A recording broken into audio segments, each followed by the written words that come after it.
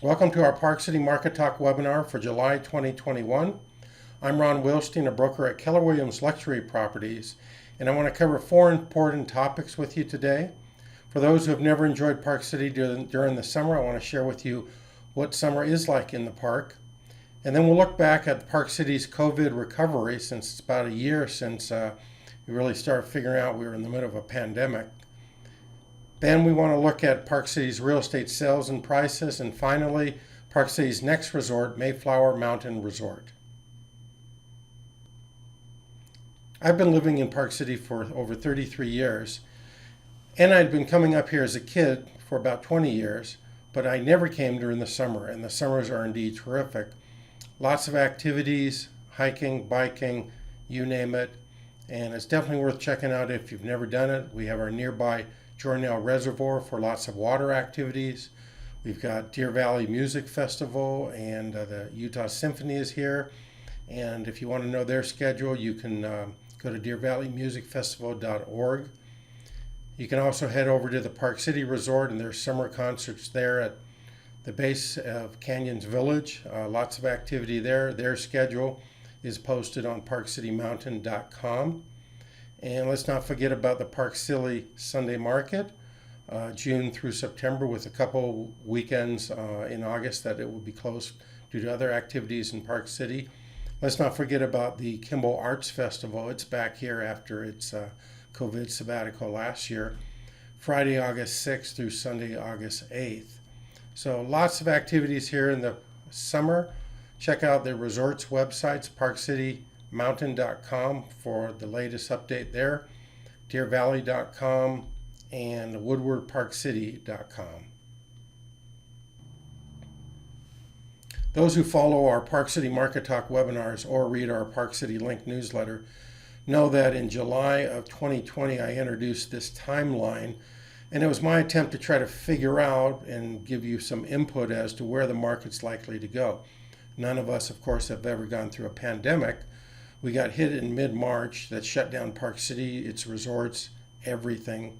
Town became a ghost town for about 6 weeks, and then it started to pull out of that. I identified a discovery phase, a shutdown phase, a reopening phase, and we've gone through that. And now we've been through the success or the setback phase, and it feels like we have success and we have setbacks. And you're well aware of it, whether it's in our country or around the globe. That seems to be what we're experiencing, and now we've got this Delta version of the COVID-19. Anyway, Dr. Fauci talked about having a treatment, or at least a vaccine, somewhere between 12 to 18 months. We were fortunate enough to have it sooner than expected, and then of course we're now moving into the new normal. We're trying to figure out what that is. Still struggling a bit with success and setbacks, but what we have learned is we learned what the Park City real estate market would do. Initially, it was just one big question. The town was a ghost town, but it proved to be a boost, frankly, not only to Park City, but other resort towns and other real estate markets across the country. And our market has, of course, taken off in a big, big way. And you'll see that as I go through the statistics, especially comparing it a year over year. So let's take a look at the statistics.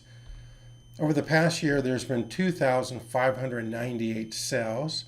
That consists of homes, condominiums, and vacant land combined. That's all real estate brokerages combined. And that is up 100%. That's not a typo. From the previous figure of 1,301, which is pretty typical. It used to be between 1,200 to 1,300, and it is literally doubled. So what's that double look like? Well, this graph here breaks it down to homes, condos, and lots. The red bars represent the last 12-month period from July 2020 through June of 2021, and the silver bars represents the 12-month period the year before. Number of sales of homes jumped by a modest 95%, nearly doubling.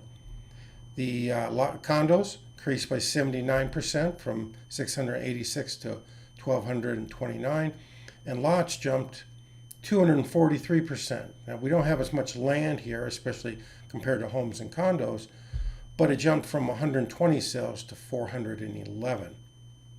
When we break this down a little more closely, we're looking at homes here. And now I've broken it into the Park City city limits and the Snyderville Basin. Number of transactions in town, 125% increase from 157 to 354.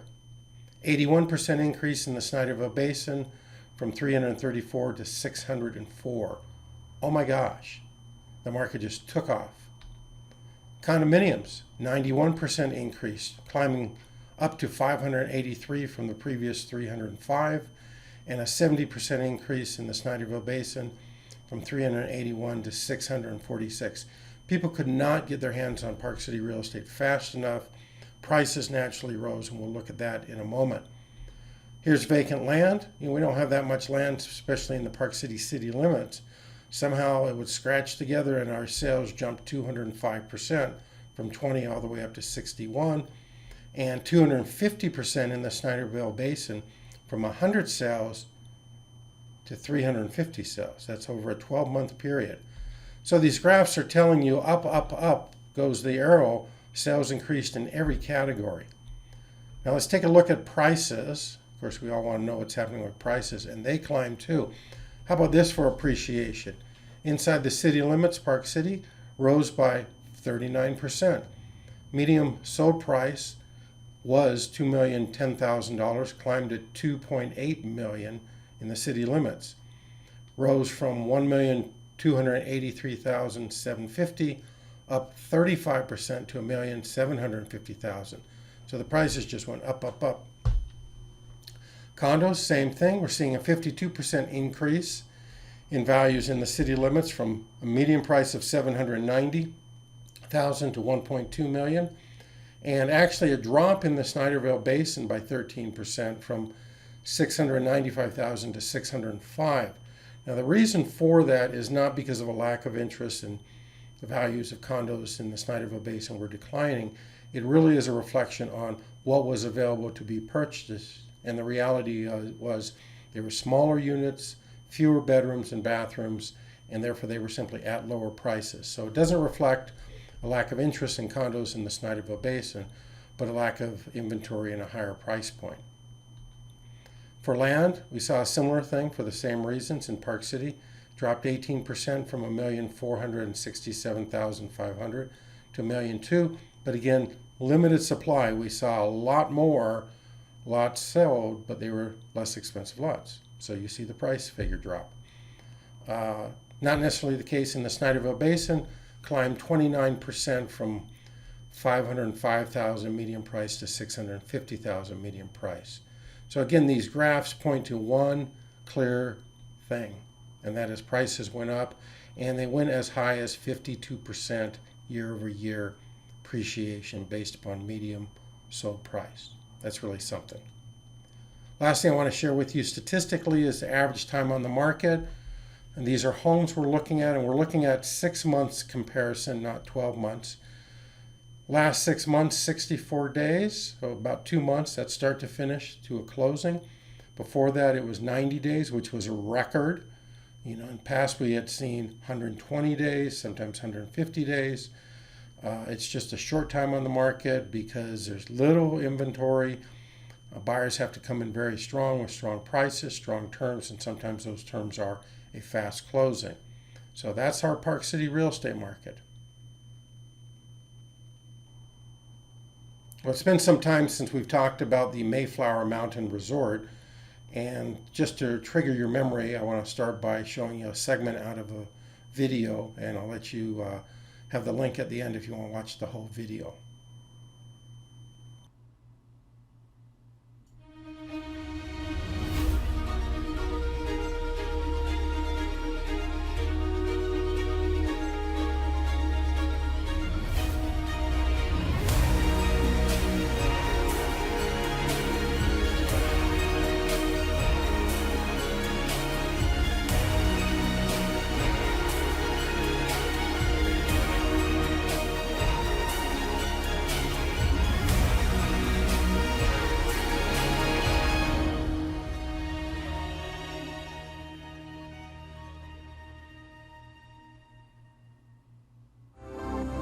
Located in Utah's Wasatch County on 6,800 acres west of US 40, overlooking the Jordanelle Reservoir, Mayflower Mountain Resort shares the same mountain as Deer Valley, long acclaimed as North America's most luxurious ski destination. Mayflower is poised to become a world-class mountain resort, offering a one-of-a-kind mountain experience and lifestyle. The resort is nothing short of extraordinary. Natural and topographical features of the area are the foundation of the mountain design and the bedrock to create an exceptional ski resort. With a focus on quality, Mayflower plans to develop a full-service resort with 4,300 acres of skiable terrain, over 3,200 feet of vertical, a two-stage base-to-summit gondola, a state-of-the-art snowmaking system covering 750 acres, a modern lift network system including 18 aerial lifts, an integrated base area that blends the built environment with the natural setting, and an array of recreational opportunities for the entire family. I want to highlight some of the things that have occurred with the Mayflower development. Do keep in mind that it's early in its phase. It's really just stripping land and preparing it. But a lot of work has been done at the base of Mayflower. The connector lift, often referred to as lift number 3, comes into the Sultan Nose base terminal pad, and the excavation for that and the grading is finished. So that's nice to see. The ski beach, which is will be there, is about 35% completed, and it's expected to be finished about the fall of this year, 2021. Planning for ski operations continues to focus on snowmaking engineering, making sure that it's readily available throughout the mountain, and the host systems to make sure that the skiing services are working perfect and are programmed correctly. So scoping and contractor selection for the primary mountain access roads is in the process, and so we're seeing quite a bit going on here. Here you can see a bit of the roads. Substantial progress has been made on the side, and a lot of civil engineering and infrastructure, of course, being done, dealing with things like putting in the water, the sewer, the storm drainage, retaining walls. The roads that you're looking at here are Mayflower Drive and Glencoe Way, so those are all going in. In addition, these roads have been paved on the southern construction entrance side, roughly about 4,000 linear feet over about 7,000 tons of asphalt. So that's how many tons are in that picture right there. So there's a lot going on, so we're happy to see the progress here. This is probably a tough picture for you to see, but you'll be able to go to their website and see an enlarged one. But I will at least click some of these facts here. I'm not going to read this stuff for you right now. But if you're interested, you can read a few more of the details as to what's been going on there. And another thing to highlight is the Piyush apartments, and the townhouses and the estate lots. We've got buildings A, B, and D have footings complete and foundations in process. So that's exciting. Building A has first floor post-tension slab poured and second floor formations in process. So they're getting that concrete down there on the different levels. Building C, excavation encountered some rocks, and so some big solid hard rocks, so blasting is occurring there to loosen them up. The site subsurface infiltration system is built out, about 55% complete at this time. And of course, the Piyush estate lots and townhomes are in progress. Engineering infrastructure permits are set. The initial plat is being looked at, and of course, the binding RESPA is executed. So quite a bit of progress going on here. If you want to watch the entire video that I just showed on the Mayflower development, you can go to a landing page on our website, BuyParkCity.com/Mayflower update, and you can get a lot more details, and it certainly is worth watching. It's about 9 minutes, but you'll get lots of information, and you'll know where things are going with that property. Well, if you have any questions about Park City or about Park City real estate, Deer Valley, the surrounding areas, you can email me at ron@thewilsteinteam.com. If you'd like a call back, include your phone number, a best time to call, and I'll give you a ring. and happy to answer any questions that you have. Thank you for watching our webinar. Bookmark BuyParkCity.com. We're always updating it with good information.